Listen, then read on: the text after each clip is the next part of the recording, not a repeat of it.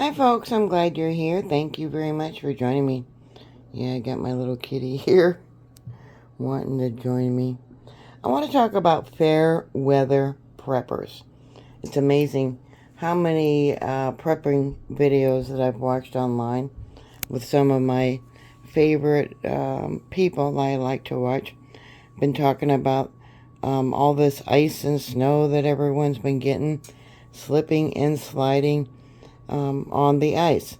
I bought these ice grippers quite a few years ago, and they just slip right onto your boots so you don't fall on the ice.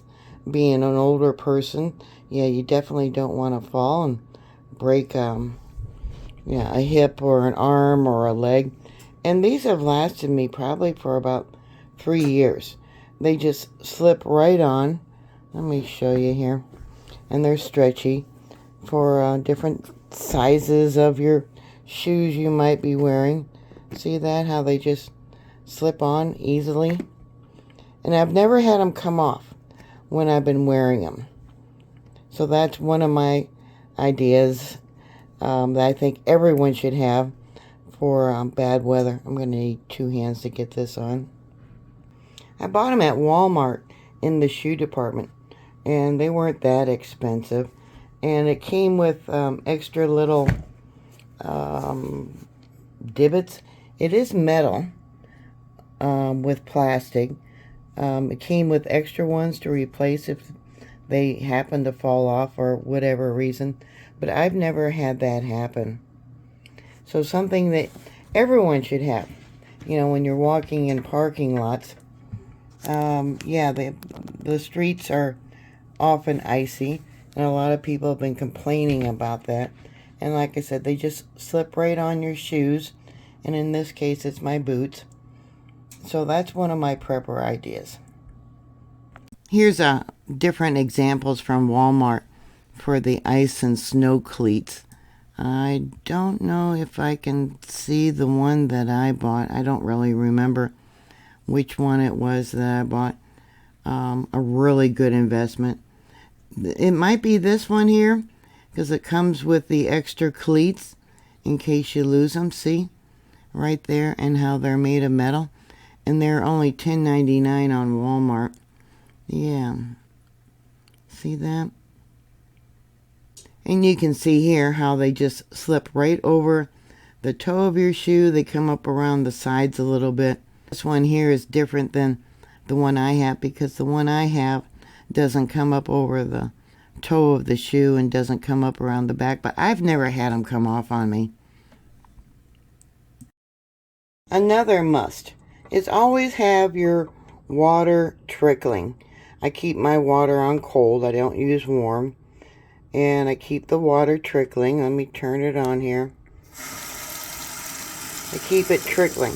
And I'll have it running in all faucets. I only have one bathroom. So I would have it running in my kitchen and also in my bathroom. Not only does it prevent your water lines from freezing up, but it helps prevent your drain lines from freezing up. Got another kitty wanting attention. Another thing that I learned at a very young age is open your cupboard doors underneath your sinks. Yeah, I got all kinds of junk under here. But if you open your cupboard doors, it'll help the air go in, and that will keep your pipes and drains from freezing. And of course, you should always have your pipes wrapped wherever you can get to them, under your house or your trailer, things like that. Always have them wrapped and have your water dripping. What to do if the power goes out? You never know how long it's going to go out. Be it from maybe power lines coming down because of buildup of ice on power lines, or an EMP from a nuclear weapon, or a solar flare from the sun. I have bought this, one for each of my kids, and I have 2 for myself. I only have 1 bathtub, but if one is good, 2 is better. What this is a bladder that you put into your tub, and you fill up the bladder with water when the power goes out, if you think it's going to be an extended period of time, so that you have water available in the case of an emergency. It also comes with a hand pump valve that's attached to it, so you can pump the water out. Say you want to use it for cooking or sanitation, flushing your toilet, things like this. Another thing you can do, which I have done in an emergency, is just take a plastic bag. Let me show you. And just set it over the top of the drain, because once you fill up the tub, these don't always seal completely. Slowly drain out. So I put a plastic garbage bag on top, and the pressure from the filled up tub will hold the plastic bag in place. And you can probably also do that with your sinks. Another thing that I have is a bicycle.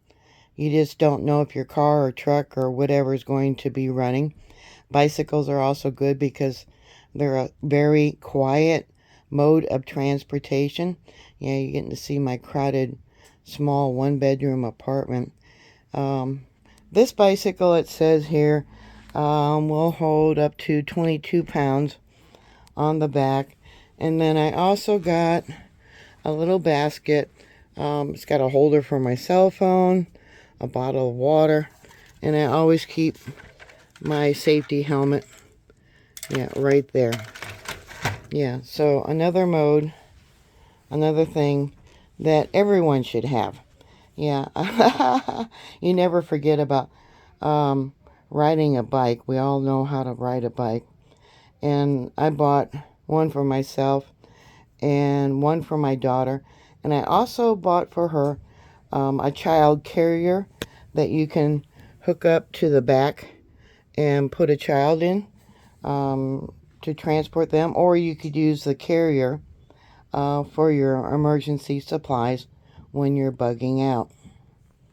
But recently, watching some of these prepper videos, and they talk about the storms in the area, they don't bring up about the cheap things you can buy in the store, in the shoe department, to put on the bottom of your shoes so you can walk on that ice.